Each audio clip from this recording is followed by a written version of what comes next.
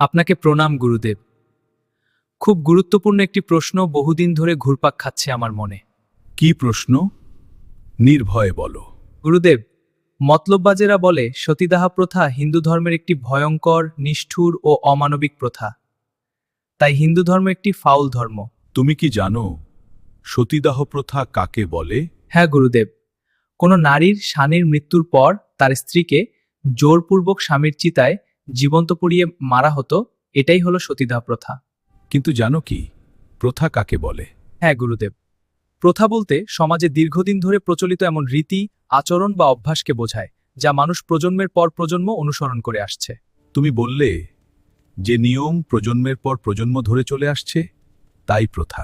আচ্ছা, রামায়ণে, মহাভারতে, পুরাণে, বেদে, উপনিষদে, চৈতন্য চরিতামৃতে কোথাও কি এ ধরনের বিধবা পোড়ানোর কোনো ঘটনা আছে? না গুরুদেব, আমি পাইনি। এবার তুমিই বলো, এটা প্রথা হয় কি করে, আর এটা কিভাবে হিন্দু ধর্মের ইস্যু হয়? কিন্তু গুরুদেব, এই প্রথার বিরুদ্ধে প্রতিবাদ করে রামমোহন রায় তৎকালীন ব্রিটিশদের রাজা উপাধি পেয়ে যায়। তার প্রচেষ্টায় এবং তৎকালীন ব্রিটিশ সরকারের governor general Lord William Bentinck 1829 সালে সতীদাহ প্রথা আইন করে নিষিদ্ধ করেন।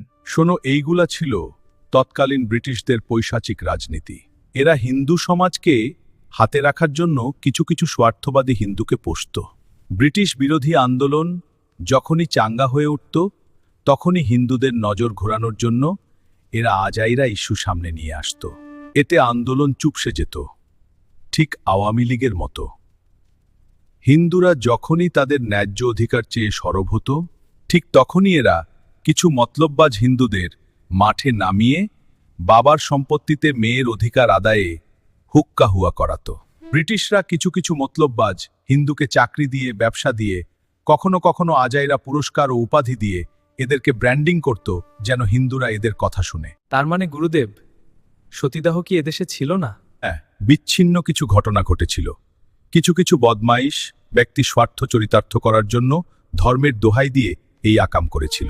কিন্তু গুরুদেব, ইতিহাসে যে আমরা জওহর ব্রতের কথা শুনি, এটা কি? আমরা তো ইতিহাসে পড়েছি চিতোরের রাজপুত রাজা রতন সিংয়ের স্ত্রী রানী পদ্মাবতী জওহর ব্রত করেছিলেন। শোনো, এটা অন্য ইস্যু। চিতোর রাজ্যের এক বিতাড়িত প্রজার মুখে রানী পদ্মাবতীর রূপ যৌবনের কথা শুনে তৎকালীন দিল্লির সুলতান আলাউদ্দিন খিলজি রানীকে জীবিত অথবা মৃত ভোগের বাসনা করে।